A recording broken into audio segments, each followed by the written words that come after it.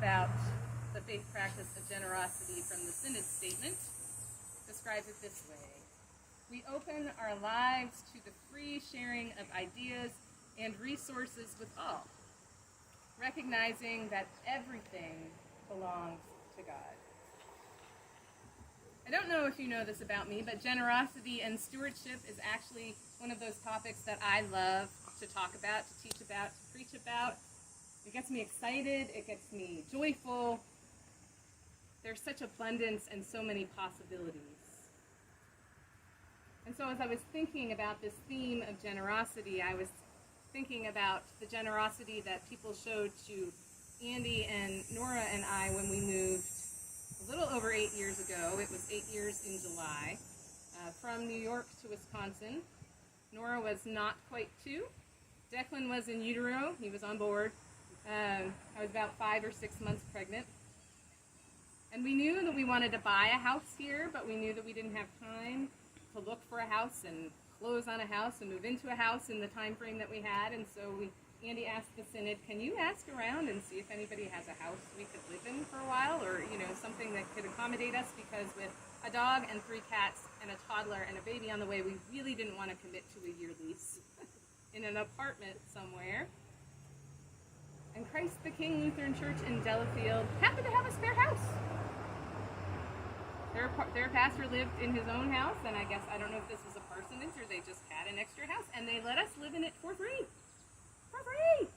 They paid the utilities, the air conditioning. That was the summer that it was 100 degrees every day in July. And we thought we would buy a house soon. We put a bid in on a house by the end of July. It was a short sale. That's a misleading term if ever there was one. And so by October, we canceled that contract, and we looked around and we ended up buying the house that we bought, that we live in now. But we were there for about 5 months for free. God bless them. Such generosity. And then when we did buy a house, it was December 12th, 2012, at noon was our closing. Because, 12, 12, 12, that was easy to remember.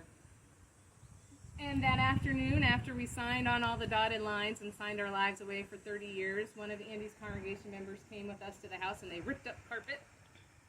And about 2 days after that, a whole bunch of mostly women, but a few men from the church came, and they cleaned the house from top to bottom, because by that time Declan was 6 weeks old and Nora was 2. And thank you, all people of St. Mark's, for cleaning my house before we moved in, because that would have surely been a lot to do. And then on December 15th, 10 days before Christmas, when nobody has anything else to do, and pastors' families don't have anything to do either, a whole bunch of people on a cold and rainy, drizzly, miserable day went to Delafield with their trucks and their trailers and their muscle, and they loaded all of our stuff, and we had a lot of stuff that had been stored in the basement and in the back porch of this house in Delafield into their trucks and trailers, and they brought it to our house, and they put the furniture down, and they hauled all the boxes in. Such generosity of time and resources and spirit.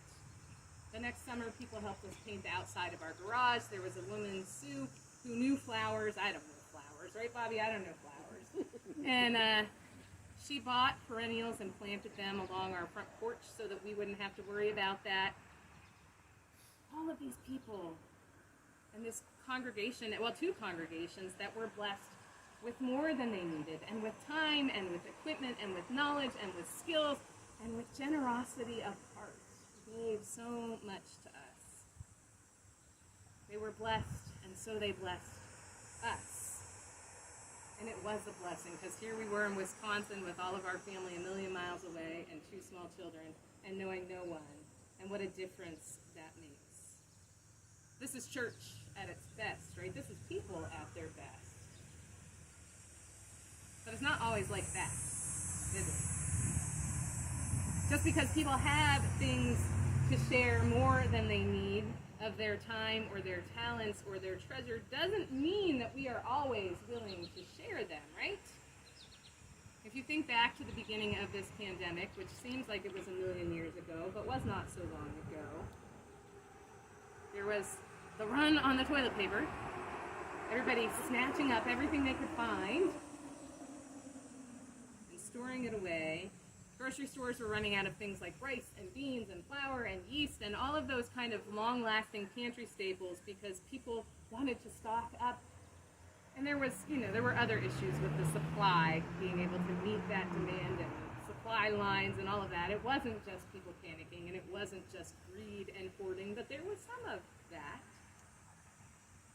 Not like it takes a pandemic for us to want to, squirrel away our stuff and save it for a rainy day and make sure we have enough just in case.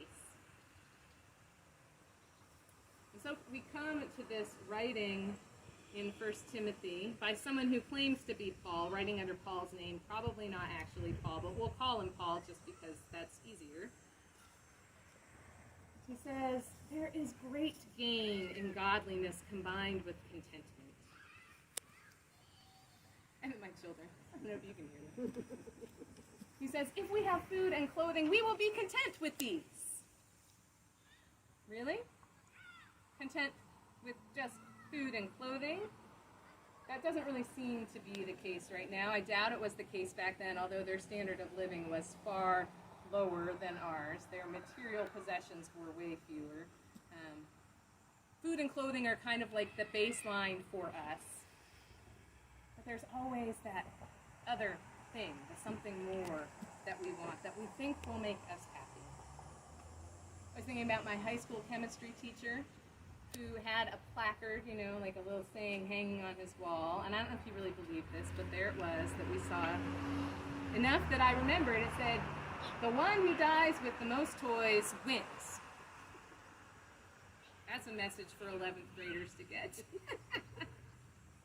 But that's kind of the American culture, right? That's infused in the air that we breathe. Bigger, better, faster, more. Like we are always trying to get more. As a culture, maybe not always as individuals. And this person writing, as Paul goes on to say, this warning, those who want to be rich fall into temptation and are trapped by many senseless and harmful desires that plunge people into ruin and destruction. For the love of money is a root of all kinds of evil, and in their eagerness to be rich, some have wandered away from the faith and pierced themselves with many pains. The love of money and the desire to be rich. Money is such a tricky tool. It is so useful for so many things, and it can be such a blessing, and yet it can be such a snare. It's not just the love of money and the desire to be rich and to have more that gets us into trouble. It's the anxiety about not having enough money. Money represents so many things to each of us, and it's great if you have that conversation with family or friends or the people close to you. Sometimes conflict around money centered in what money represents to each of us. And so for some of us, that is safety and security and stability in an uncertain world. For some people, money represents the ability to go have fun.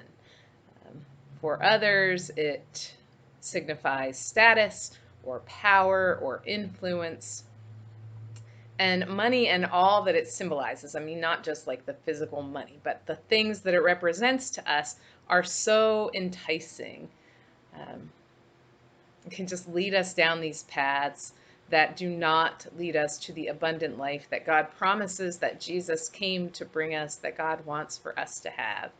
And so the author of 1 Timothy reminds those people who have wealth, the people who have more than what they need, which honestly, if you're watching this video on the internet, is probably most of us, maybe not all of us, but those of us who have more than what we need, to set our hopes not on the things that we own and the money that we have accumulated, but to set our hopes on God, who richly provides us with everything for our enjoyment.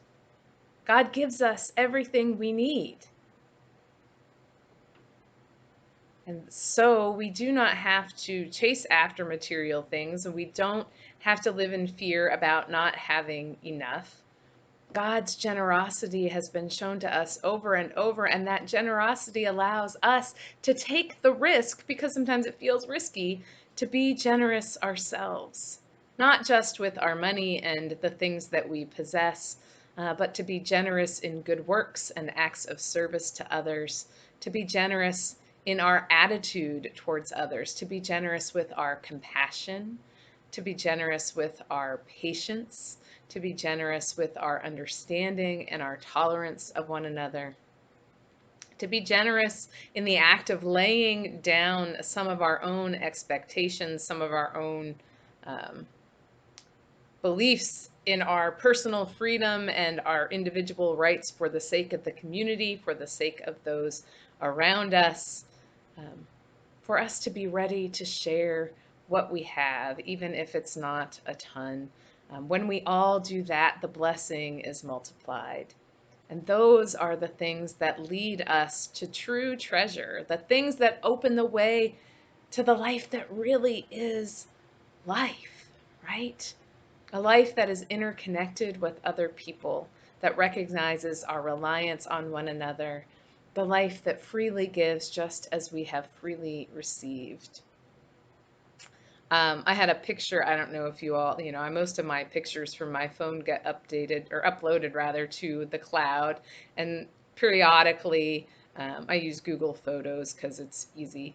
And periodically, Google will pop up. I can look through memories of, just like on Facebook, the things that have happened on this year or on this day in years past. And one came up from 2 years ago, this past week, when I had been at a continuing ed event in Minneapolis, well, St. Paul, I guess, at Luther Seminary for a session called Rethinking Stewardship, which was great. And I had taken a picture of this song because the lyrics had just really hit me kind of in the gut with a gut check.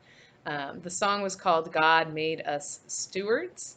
And I took a picture of all of the verses, but I remember that this one was the one that really kind of just like caught my attention and was just such a real reality. And the verse says, "Death plays no favorites. Shrouds have no pockets. You cannot take it to the grave. Use it or the blessing will evade you." Use it. Use the things that you have. Use the gifts that God has given you, your money and your time and your personality and all that you are, not just all that you have. Because if you don't, the blessing will evade you. You'll be trying to hold on to it and it will slip away. The gospel is that God has already given us all that we have and all that we are and all that we need. And no matter how much we manage to accumulate or store up in this life, we can't take it with us. But we can bless others with God's gifts to us, extended to them as we walk through this life's journey. And when we bless others in that way, we always find ourselves blessed in return. And that is the kind of life that really is life. May God make us rich in these ways and help us to take hold of that life. Amen.